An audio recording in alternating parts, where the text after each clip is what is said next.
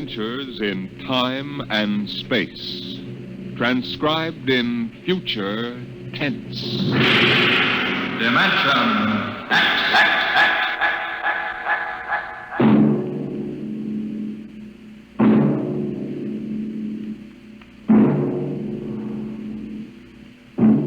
The National Broadcasting Company, in cooperation with Street and Smith, publishers of astounding science fiction, bring you Dimension X.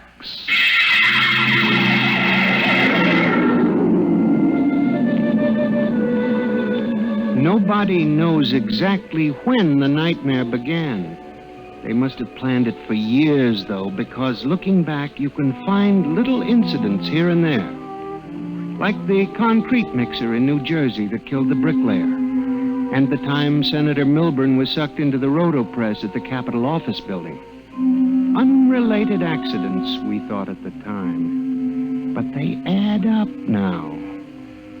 The day we really should have suspected was when the men walked off the construction job at the new Brookmeadow atomic pile on Long Island.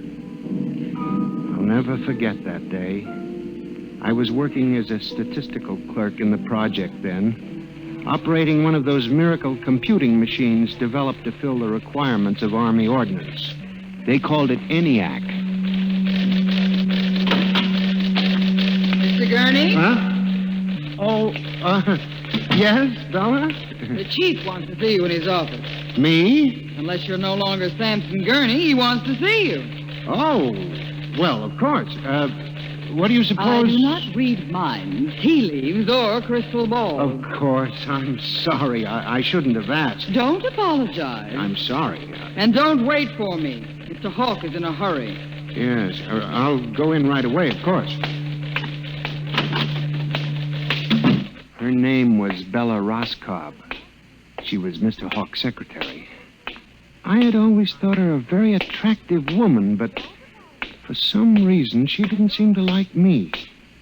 Of course, on a clerk's salary, I couldn't exactly afford to take ladies to the best places. But I've often thought that if there weren't such a disparity in our ages, I might have... But then... Come in. You wanted to see me, Mr. Hawk? Gurney, I thought those electronic computations were infallible. They are, sir. Well, we got a kickback from the chief physicist. These nuclear equations are inaccurate. No, they aren't, sir. I'm telling you what the memo says. Well, sir, occasionally, if there's an overload, the machine goes haywire. Sort of has a nervous breakdown, you might say. Hmm? We usually rest it up for 24 hours, and it's okay again. Well, do whatever has to be done. Yes, sir. Oh, and Gurney. Yes, sir. You've been with the Bureau for over 15 years now. It would be a shame to have to remove you because you aren't keeping your mind on your work. Well, Mr. Hawk, I hardly think anyone... Excuse me.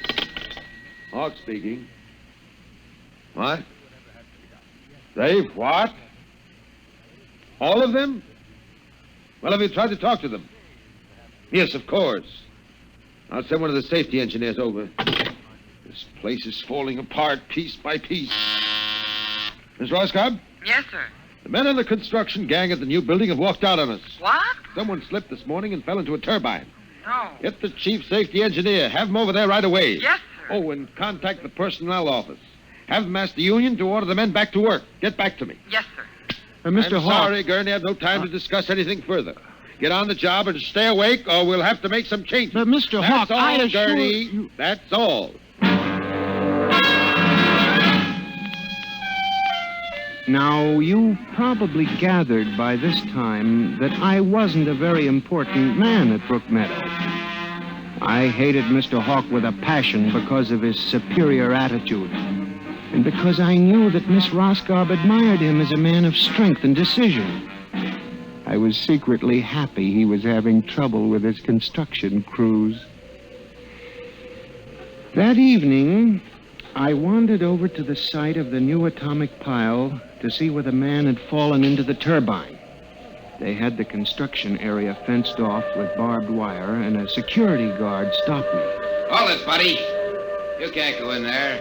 That's a restricted area. I'm Samson Gurney from the statistical section. Here's my identification. I'm sorry, Mr. Gurney. Nobody's allowed in the area. I see. We had a lot of the employees come over tonight to take a look, but nobody gets in. Orders. Tell me, was he, killed instantly? Like that. Mm-hmm. Yeah. This guy was checking the magnetic field inside the turbine, see? Right down inside it. It's all over. But if it wasn't hooked up... Look, Mr. Gurney, they got smarter guys than me trying to figure these things out. Yesterday it was a concrete mold. Wham! 2 guys get sucked right into the mixer. My. 3 days ago, a bulldozer starts up by itself and runs wild. 1 killed. 2 almost. Go figure it out. You know what I think? Sabotage. We got more guards and FBI men in here than we got workers. Flea couldn't get through without proving he didn't come off a Russian wolfhound. Now, I'm a statistician. All my life, I've been interested in statistics. So, a simple-sounding thing like this started me off. I went back to the office that evening instead of going home, and for the next 2.5 hours, I computed figures on the probability of industrial accidents for the types of machines we were using.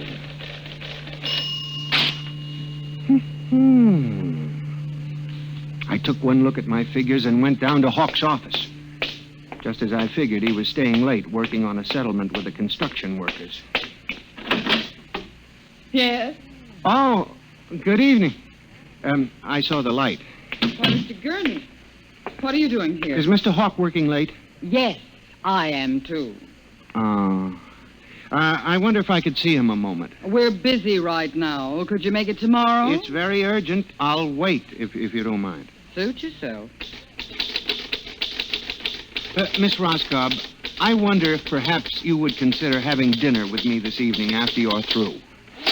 I have a date, Mr. Gurney. I was thinking we might go to Raymond's. They have very good spaghetti. Mr. Hawk has already asked me to have dinner with him at the Golden Shish Kebab. Well, of course, that's out of my class. Yes. Yeah. Mr. Hawk, Yes, Mr. Bella? Gurney would like to see you a moment. He says it's very urgent. Urgent? All right, I'll give him a minute. Okay. Thank you, Miss Roscoe. Mr. Hawk, in the past 3 months, industrial accidents all over the country have taken a sharp, unexplained upswing. Why don't you stop playing FBI man and stick to your job, which, incidentally, you haven't been doing too well. You and our computing machines have made mistakes before. Now, this is probably another. I'll have Miss Ross come so... What's the matter with this blasted buzzer? Miss Roscoe! Miss Roscoe! Yes, sir. Stop this blasted buzzer. Get a repairman, a mechanic, anything, but stop the thing. And you, Gurney, get out. I went back to my office to get my hat and coat, feeling about as unhappy and humiliated as a man can feel. He had thrown me out in front of her. The office was dark and deserted. The whole building seemed oppressive and unnatural.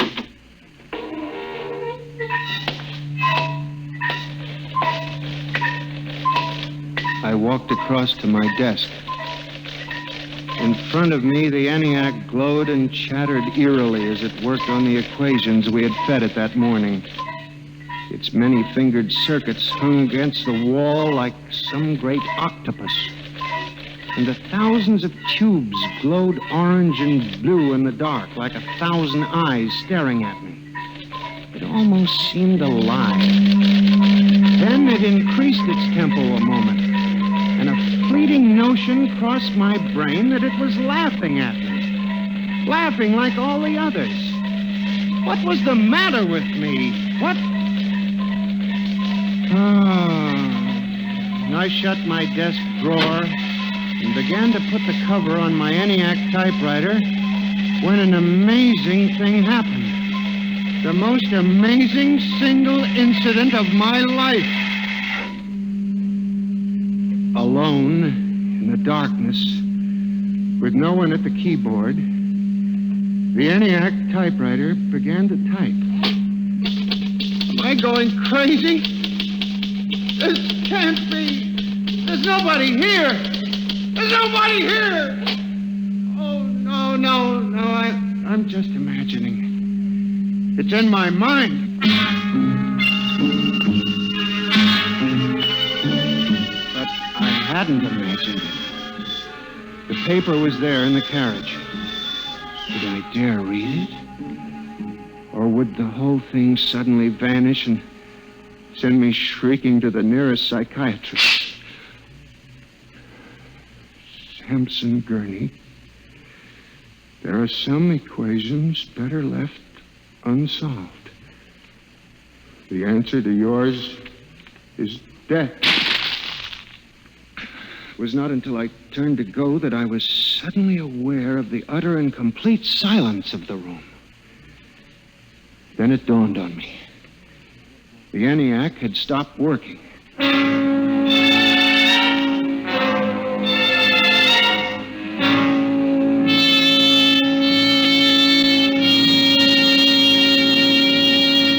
Gurney, do you expect me to believe this? It's insane. Mr. Hawk, I'm a sane... Take it easy, Gurney. Now, this is just some practical joke someone in the office is playing. There was no one in the office. Of course not. They wired up the machine and left. I checked the machine myself, Mr. Hawk. All right, Gurney. You leave this note with me, and I'll turn it over to the security force for further investigation. But... No buts, Gurney. The security men will handle it. Yes, sir. Well, maybe you've been working too hard lately. You've got to relax more. Now, here, let me light that cigarette for you. I watched him trying to make the lighter work. I don't understand this. I just put fluid in it. There's a brand new flame. It seemed ridiculous. A little piece of mechanism like a cigarette lighter frustrating the big, important executive. Oh, blast this lighter. Here's a match. It was such a small thing. And yet, as I watched him, a thought began to take shape in my mind. Nebulous at first, incredible perhaps, but it grew. You just relax for a few days. Everything will turn out all right. Now, the main thing is not to let little things upset you.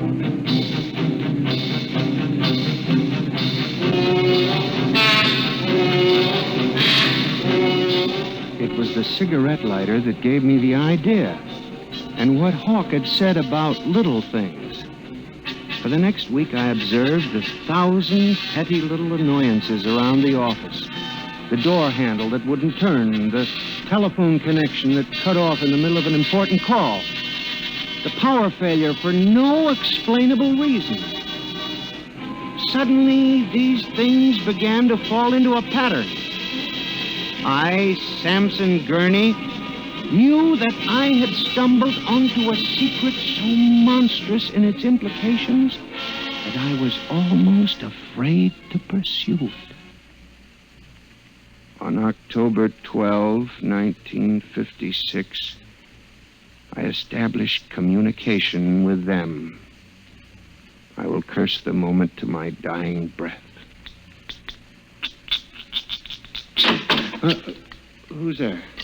Night security guard. Oh, hello, Henry. Oh, hello, Mr. Gurney. What are you doing here so late? I'm just doing a little repair work on my ENIAC computator. Huh.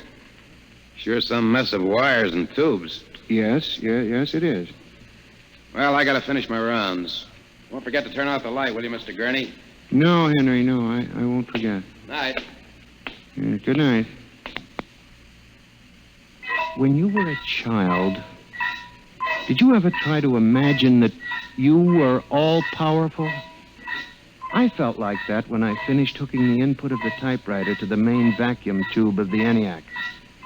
Then I turned on the current that sent 1,000,000 volts of pulsing energy into the electronic nerves of the machine.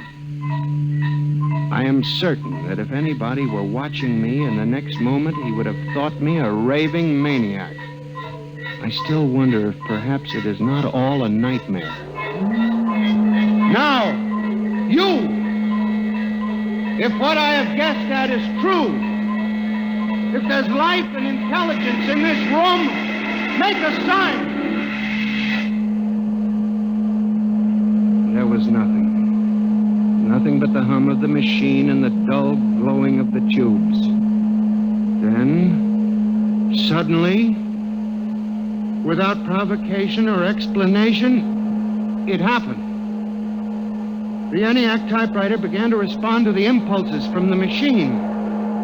The letters were Y, E, S. Yes. It had happened. I, Samson Gurney, had communicated with a machine.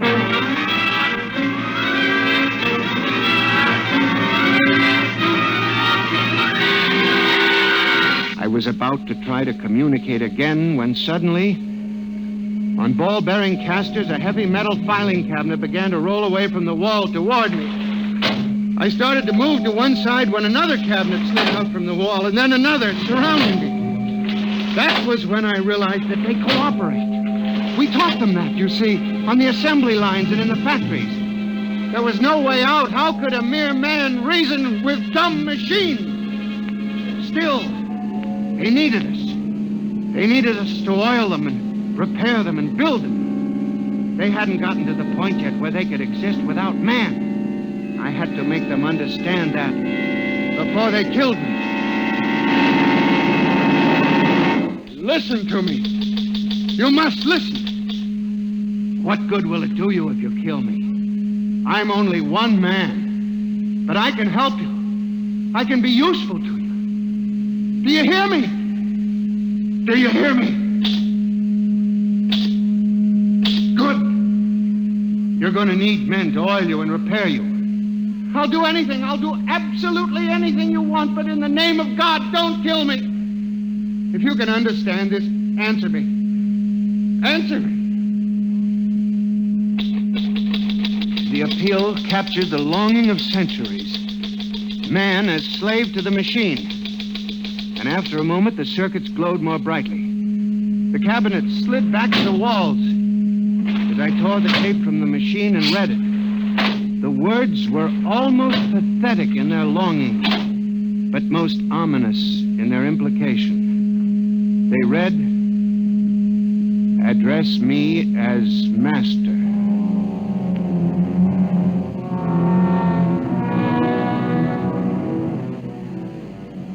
My life for the next 6 months was a nightmare. The ENIAC gave me messages which I had to transmit into my telephone. I was frantic. I began to lose weight. I couldn't sleep. My nights were torture, a constant fear. It was in December, just after Christmas. I was sitting in my room, listening to a broadcast. Ladies and gentlemen, a special bulletin. Already 24 hours before the peak of the New Year's traffic, over 1,000 deaths have been reported. This is an unprecedented figure. Again, if you... That very afternoon, I had transmitted a message to the telephones for relay to all machines of transportation. The message was one word: kill.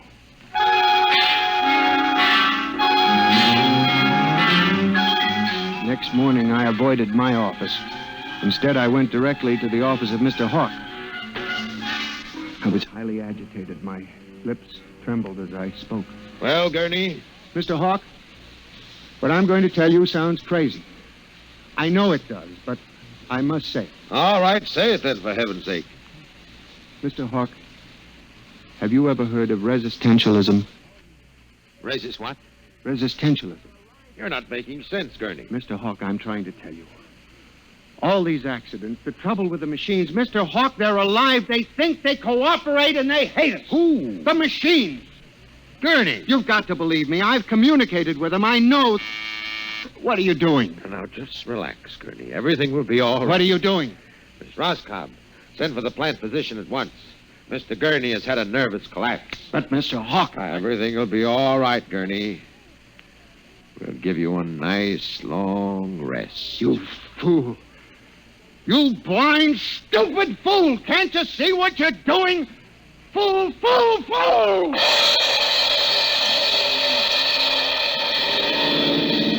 When the plant physician arrived a few moments later, Lucius Hawk was found at his desk, strangled to death in a nest of telephones. The wires were still humming softly.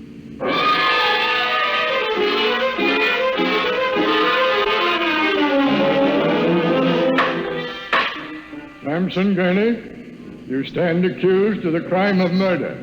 How do you plead? I did not kill him. I didn't. So record. Prosecution will proceed with testimony. Now, Miss Roscoe, did the accused quarrel with your employer on the morning of the murder? Oh, yes. He and Mr. Hawk quarreled violently. I could hear Mr. Gurney screaming at him. And Mr. Hawk asked me to send for the plant physician. What were his words? He said, Mr. Gurney has had a nervous collapse. Now, Mr. Simpson, you are a guard at the Brook Meadow Project? Yes, sir. When did you have occasion to meet the accused? Right after those accidents. He was snooping around the construction area.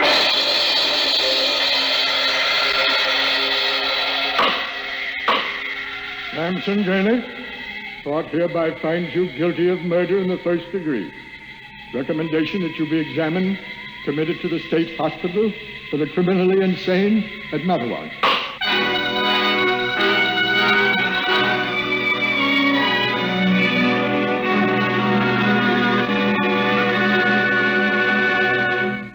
And that's how I came to be here at the hospital, Dr. Klein.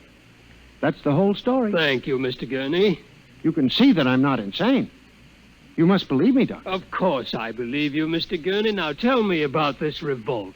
It will begin in Washington, then spread to New York. Yes? The Madison Avenue buses lead the charge. Picture it, Dr. Klein, 3,000 buses roaring rampant through the streets, people running like rats in a maze looking for manholes in the pavement. And you really believe this will happen, Mr. I Gurney? know it, Doctor. The worst part of it is there's no way to stop them now. It's too late. Now, you mustn't excite yourself, But, Mr. Doctor, Gurney. don't you see?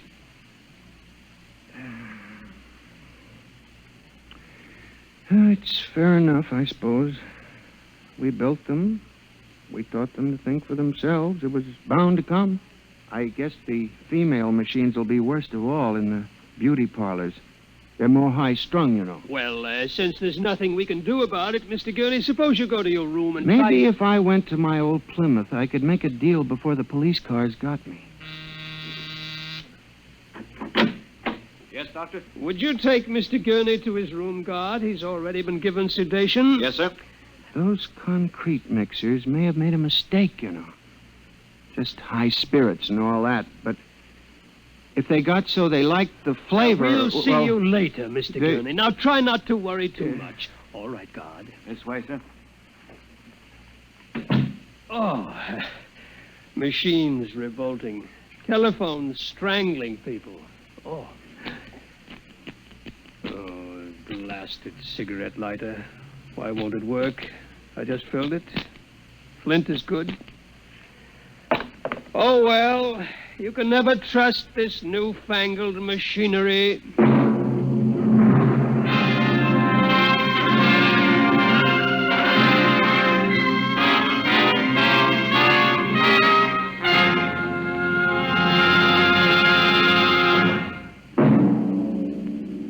Next week, Dimension X will present a story of the future. A story of an insignificant pebble in the sky called Earth, and of a man from a distant star who grew to love this unimportant planet.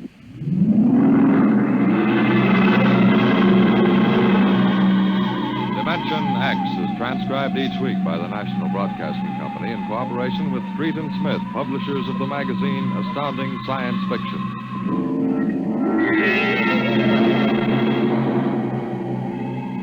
Nightmare was written by George Lefferts and based on a poem, The Revolt of the Machines by Stephen Vincent Benet. Featured players in the cast were John Gibson as Mr. Gurney and Rita Lynn as Bella Roscoe. Norman Rose is your host. Music by Albert Behrman. Engineer Bill Chambers. Dimension X is produced by William Welch and directed by Edward King.